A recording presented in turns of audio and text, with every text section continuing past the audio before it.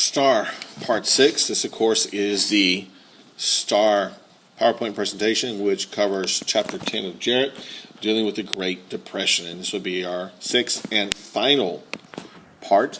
So let us move forward. So the Great Migration. This is something that has been a topic we have discussed several times previously. And we have over here some images in the bottom right-hand corner. It looks like a black family all packed up as they made their way northward. And then, of course, you can see some images here of that actual movement northward. And then at the top of the page, it's a little bit difficult to read, a little bit difficult to see, but you have people all right in here who are heading off to different localities, different cities. Chicago right there, New York right there, and St. Louis right there. And so this all depicts the Great Migration. All right. During the 1920s, many African Americans began to move out of the South, away from farming, away from sharecropping, to what they refer to as the promised land of the northern cities. Farming has never really been a very profitable livelihood, unless, of course, you are the landowner.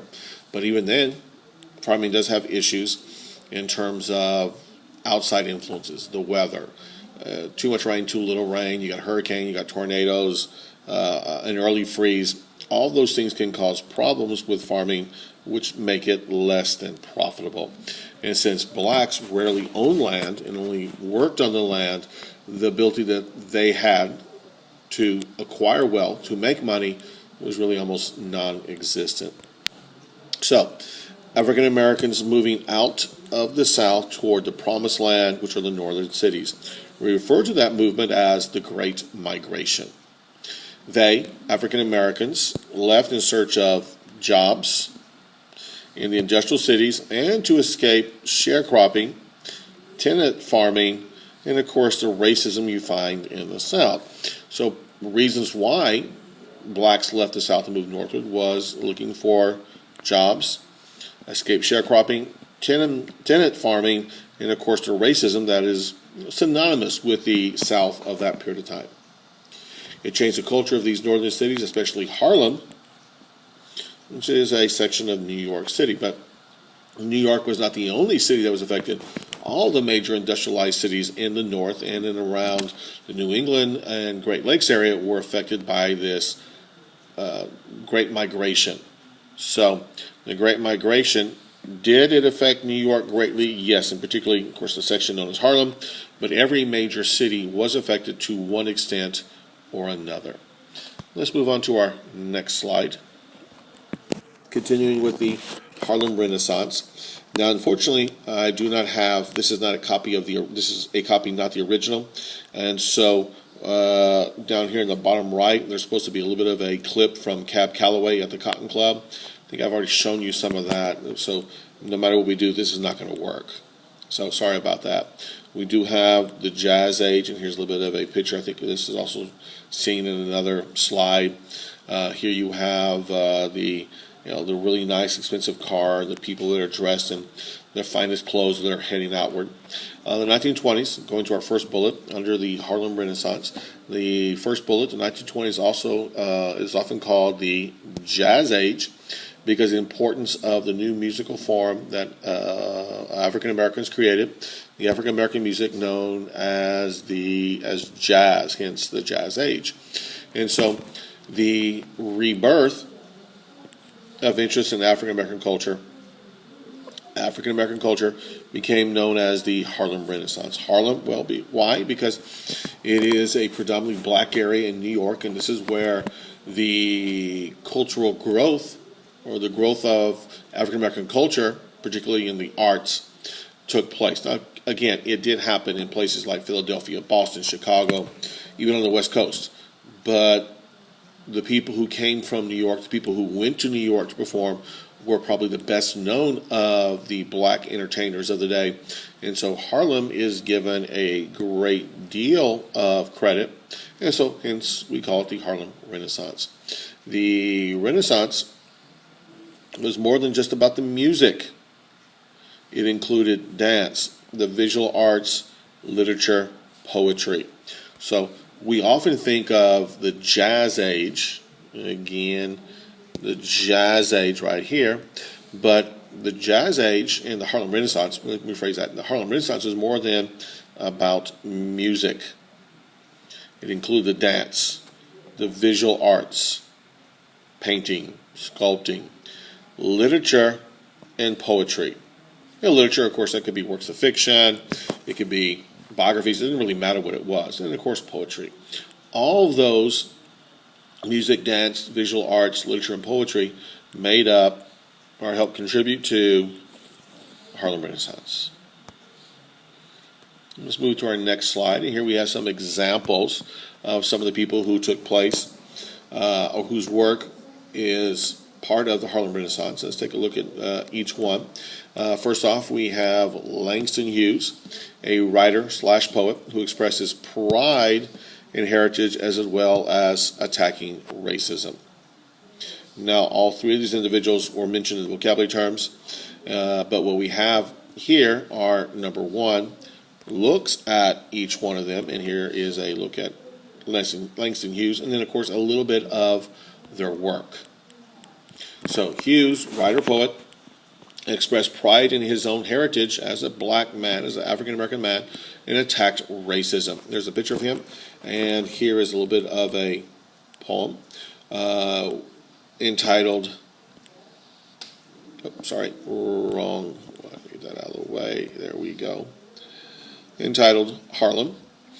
What happens to a dream deferred? Does it dry up like a raisin in the sun, or fester like a sore and then run? Does it stink like rotten meat, or crust and sugar over like syrupy sweet? Maybe it just sags like a heavy load, or does it explode? I'm not much into poetry, but I can see where he is coming from. He's talking about the dream, the American dream. Does it dry up? Does it fester? Does it stink? Maybe it just sags. Maybe it just explodes. And of course, African Americans often found that chasing and then achieving the American dream was kind of difficult. Chasing is one thing, actually catching it is something else. And I think that is what this poem is referring to. Cullen and County, which is probably the wrong pronunciation, Cullen won more literary awards than any other African-American writer. And there is a look right there and an example of the work by Cullen. For we must be one thing or the other, an asset or a liability. The sinew in your wing to help you soar, or the chain to bind you to earth. Again, we're talking about sort of the same stuff we saw with Langston Hughes, and you must be one or the other, either an asset helping you or something that hurts you, something that holds you back. Zora Neale Hurston, Zora Neale Hurston, one of the first successful African-American female writers. Her greatest novel, Their Eyes Watching God. And there is a picture of her. And it's difficult to read. Let me read a little bit of what is attributed to her. Sometimes I feel discriminated against, but it does not make me angry. It merely astonishes me. How can one deny themselves the pleasure of my company? And then the rest, then at the end of it, it's beyond me. A bit difficult to see that last line there. And so that is an example of Miss Hurston's work. And this is a part of the Harlem Renaissance. These are some of the writers of some of the writers during the Harlem Renaissance: Hughes, Cullen, and Hurston. Let us move forward. And I believe we've already seen and heard some of the music of the Harlem Renaissance. We'll probably see some more of that. See some individuals like Louis Armstrong, and hear some of the music before we're finished this chapter. The Back to Africa movement, this was started by Marcus Garvey, and here's a picture of Garvey right here. And Garvey was a controversial figure. He was a political activist known for his fiery speeches and his fancy uniforms. And I think we can see, a little bit of the fanciness right there. Okay. Garvey formed what he called the Universal Negro Improvement League that had its goal was total liberation of African people around the world. You got to keep in mind, in the period of time we're looking at, the 1920s, a good chunk of Africa had been colonized by Europeans. The English, the French, the Dutch, the Germans, so forth and so on. And many people believe that some of the problems that exist in those countries to this day, the problems that exist on the African continent today, is attributed to the colonization of European countries in Africa. Now, whether this is true or not is not something we're going to get into at this moment. But there are people who believe that all the problems of poverty and war, genocide, is a result of that colonization some 100 years, 90 years before. And so what Garvey was attempting to do was, through the Universal Negro Improvement League, was to liberate African people around the world, not just here in America, but also still in Africa. There was a great deal of disillusionment with those who had participated in the Great Migration. Those who had migrated to the North found that their life was not a lot better. Was it better? Yeah, it was to some extent. Was it what they had hoped it to be? Probably not. The frustration of coping with urban life and the racism that followed many African Americans set the stage for his Back to Africa movement.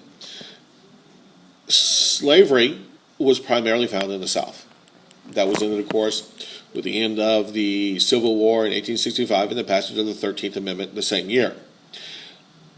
Racism toward blacks was not confined to the South. There were racists in the North.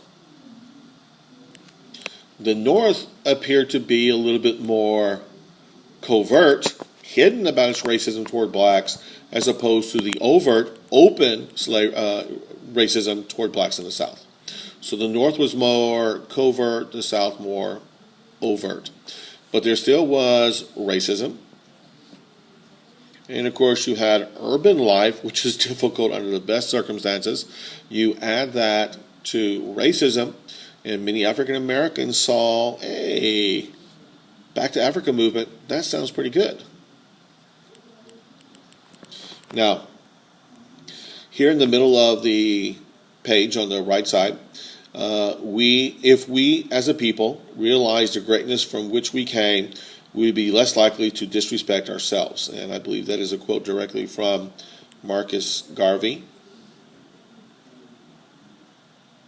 If we as a people realize the greatness from which we came, we'd be less likely to disrespect ourselves, whether it be the way they behave or how they groveled before the white man, how they worked for less money, or whatever the case may be. And in the bottom is a part of a paper, The Negro World, title, Africa, the Land of Hope and Promise for Negro Peoples of the World. And I realize some of that is a little bit difficult to see because of the little Sari desktop trial image down there. And so Marcus Garvey attempted to repatriate, to return American Africans, people who were descended from Africa in America, back to Africa. And unfortunately for him and them, it did not work well. We discussed the failures of Marcus Garvey previously.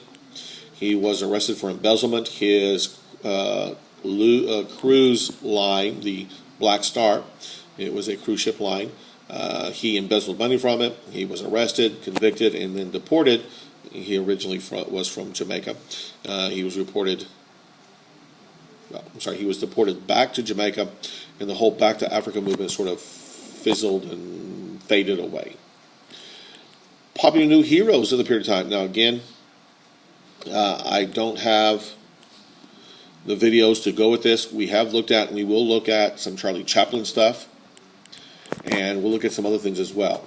But our first bullet, in the 1920s, we saw people have more leisure time and a greater opportunity for entertainment. We are in the middle of the 40-hour work week that was instituted. We have people being paid more money, working less hours than ever before, thanks in part to Ford and the Ford Motor Company. He paid his workers more and more money than ever before, with the hope of they could now afford to buy a car. And in addition to that, they could buy other goods, which would help the economy. And so people are working less, 40 hours a week, making more money than ever before. They had a lot of free time. They had a lot of leisure time. And they were looking for ways to entertain themselves because of that free time and money in their pockets. The American public embraced spectator sports, radio, movies, and magazines. And we're going to take a look at, if we have not already done so, some of the sports and movie heroes of the day. And time permitting, we have looked at, or will look at, or listen to, probably a better way to phrase it, some of the radio of the day. And of course, the music that I've already played for you is the music that you'd hear on the radio. So we may not do that, but we will take a look at some of the sports heroes and some of the entertainment movie heroes, movie personalities of the day. On the radio, people turned in to hear drama, crime, and mystery stories. And of course, just music. Charlie Chaplin, and I believe I've already shown you some of his work, was one of the early, if not the first really big early movie star. Let's move to our next one. Charles Lindbergh. And here's a picture. Charles Lindbergh, often referred to as Lucky Lindy. Lindy being an abbreviation of his last name, Lindbergh. Anyway, here is a look at the Spirit of St. Louis. It is a plane. It is hanging in the Smithsonian. Charles Lindbergh, in the 1920s, attempted to win a $25,000 award for being the first person to fly across the Atlantic Ocean and to deliver the mail. He was the first to fly nonstop solo across the Atlantic. And of course, that began in May of 1927. The first person to fly solo across the Atlantic. Because of that, he became a national hero, and his flight opened the door for commercial flights between America and Europe. So now, I mean, again, look at the plane that he's flying there, and I think we've already seen a few images of this in at least one of the videos I've shown you. Because of his achievement, he proved it could be done. I think most people believe that it could be done, but he was the first one to do it. For that, he was recognized as a national hero, and it paved the way for commercial flights to carry mail, to carry goods, to carry people across the Atlantic, making the passage from America to Europe or vice versa quicker, more easy. Now, again, I cannot show you Babe Ruth. I'm sorry, wrong one. There we go. Babe Ruth or Jack Dempsey. Here is a picture of Ruth. Here's a picture of Dempsey. Ruth, of course, is arguably, even to this day, the greatest baseball player of all time. In fact, I say he is, so he is. And then, of course, Dempsey was the dominant boxer, heavyweight boxer of his time. And these are just two of the sports heroes of the 1920s who became legendary. Babe Ruth, Jack Dempsey. I will show you some stuff on Ruth, or I should have already have. I probably already have. I'm not sure about Dempsey. If time permits, I'll show you some on him, but Ruth, definitely we will take a look at. Let's move forward. And this should be our last slide. Yes, it is. Our last slide of the presentation. And we are looking at a summary of the 1920s, of the Roaring '20s, of the Jazz Age. The 1920s were a time of great excitement, rapid changes that ended with a crash. And of course, the crash refers to the stock market crash of 1929. The 20s started slowly, but grew into a period of great prosperity. A majority of Americans prospered in the 20s, not all. For a short time, farmers did in the early 20s, and then as overproduction and competition for European markets grew, so did, well, as overproduction and competition for markets grew, the profits made by farmers fell. In fact, farmers were really the largest group that did not prosper during the 1920s. Women, blacks, two groups that had predominantly been left out of American history, economically speaking, did prosper. Not all of them, but a majority of them did. A fear of communism, immigrants, alcohol helped create feelings of mistrust, hatred, and unlawfulness. Communism brought about the Red Scare, the fear of communism. The fear of immigration brought about changes in immigration laws, with 3 laws passed to limit the immigrants from certain countries. Those new immigrants from the South and eastern part of Europe. And of course, alcohol, the fear of alcohol led to prohibition, which created all kinds of problems. The rise of organized crime, for example. Women's suffrage, flappers, Ford cars, Harlem Renaissance, and new technologies made the 20s an exciting time to live. Women gained the right to vote, universal suffrage in 1920 thanks to the 19th Amendment. Flappers, young women changing the culture of women in America, changing the culture through new styles of dress, shorter skirts, new hairstyles, dancing, drinking, smoking in public.